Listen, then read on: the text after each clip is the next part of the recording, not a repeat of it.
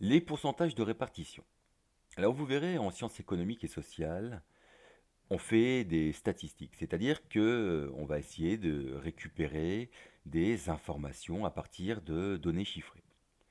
Et plutôt que de travailler avec les vraies données chiffrées, qui peuvent être compliquées, par exemple quand on travaille avec des chiffres de l'ordre du milliard d'euros, par exemple, eh ben, on transforme les données en quelque chose de plus simple. Les pourcentages de répartition, ils ont un avantage, c'est qu'ils nous permettent de construire une sorte d'échelle qui va de 0 à 100 et de regarder comment se positionnent les choses à l'intérieur de cette échelle qui va de 0 à 100.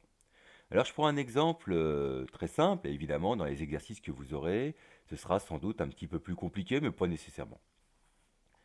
Par exemple, dans le lycée dans lequel je travaille, il y a 458 filles et 375 garçons. Bon, on verra ça après. Euh, alors, on se rend compte tout de suite que les filles sont plus nombreuses que les garçons. La question, c'est dans quelle mesure elles sont plus nombreuses que ces garçons. Alors, pour s'en rendre compte, on va transformer ces données en pourcentage. Quand on travaille avec les pourcentages, on a besoin de ce qui s'appelle le total, c'est-à-dire l'ensemble des choses qu'on est en train d'étudier. Ici, j'ai 458 filles, j'ai 375 garçons. Le total, ça va donc être égal à 458 plus 375. Bon, ça fait 833.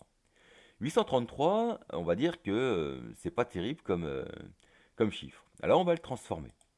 On va dire 833, ça vaut 100. Si 833 vaut 100, combien vaut 458?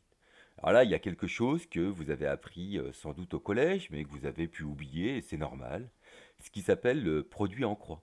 Si 833 vaut 100, bah 458, ça vaut 458 fois 100 divisé par 833. Ce qui revient en fait à cette formule, la formule du pourcentage de répartition.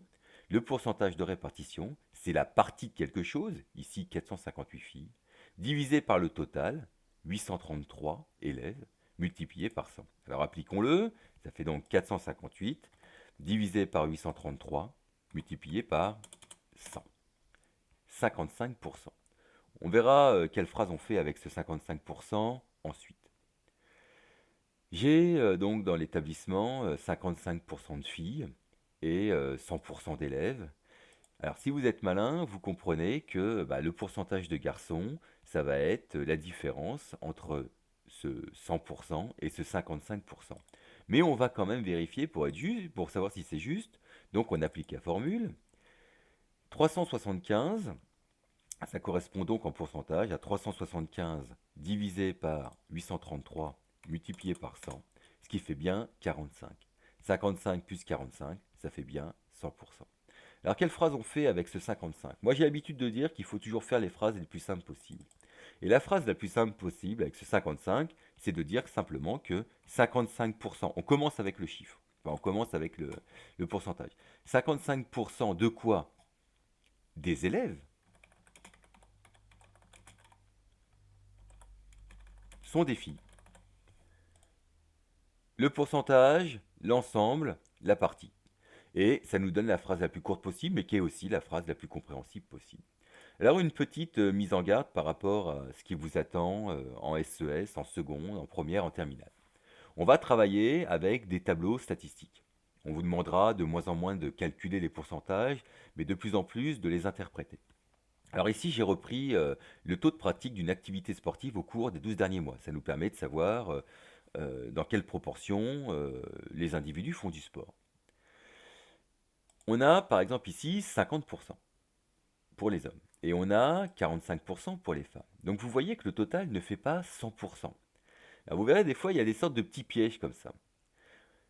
On n'est pas dans le cadre de figure où 55 plus 45 égale 100%. En fait, le total ne fait pas 100%. Qu'est-ce que ça veut dire? Alors si je reprends le 50%, ça veut dire qu'il y a 50% de quoi? Des hommes qui ont eu une activité sportive au cours des 12 derniers mois. Ce qui veut dire qu'il y a 50% des hommes qui n'ont pas eu d'activité sportive au cours des 12 derniers mois.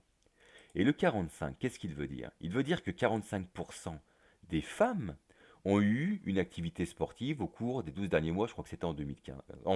Oui. Ce qui sous-entend que 55% des femmes n'ont pas eu d'activité sportive au cours des 12 derniers mois. Et on pourrait continuer comme ça avec les catégories d'âge. Là, on voit bien plus facilement que le total ne fait pas 100%. Donc, qu'est-ce que ça veut dire? Ça veut dire que 57% des 16-24 ans ont eu une activité sportive, donc 43% des 16-24 ans n'ont pas eu d'activité sportive. Et on peut faire une déclinaison par âge. Alors par exemple ici avec le niveau de diplôme, c'est intéressant. Est-ce que les gens pratiquent plus ou moins du sport en fonction du niveau de diplôme qu'ils ont? Bah, ici ça nous donne quoi? Ça nous donne que 26% de ceux qui n'ont pas de diplôme ou qui ont aucun diplôme, mais qui n'ont pas de diplôme, ce sera un peu mieux tourné, 26% de ceux qui n'ont pas de diplôme ont eu une activité sportive au cours des 12 derniers mois. Au cours des 12 derniers mois. Donc vérifiez bien à chaque fois. Ah, attendez, excusez-moi parce que c'est pas très lisible. Vérifiez bien à chaque fois que le total fait ou ne fait pas 100%. Ça vous donnera une indication sur comment doit être tournée votre phrase. Voilà.